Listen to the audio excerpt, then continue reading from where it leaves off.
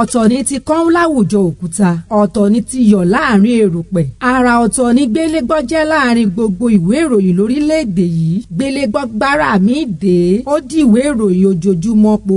eégún bíi iléèbé ò sí láàrin ọ̀jẹ̀ olókìtì bí ọ̀bọ ṣọ̀wọ́n láwùjọ gungigungi àwọn ìròyìn ojúlówó nínú Gbelegbo ló wà àṣà ìṣe àti ẹwà Yorùbá ò gbẹ́yìn bẹ́ẹ̀ bá ń fẹ́ ròyìn òdodo inú ìwé ìròyìn Gbelegbo ni ẹ kàn sí ojoojúmọ́ ló ń gorí àtẹ láti ọjọ́ ajé títí dọjọ́ ẹtì ẹ bá wa dòwò pọ̀ ká fi tiwa gbé tiyín lárugẹ ẹ bá wa ràwé oyin mọ́mọ́ kéde àwọn bàbá wa má bàa ròkun ìgbàgbé gbogbo ìròyìn tó ń lọ lórílẹ̀‐èdè Nàìjíríà àti lágbàáyé lẹ́ ò máa Gbelegbo po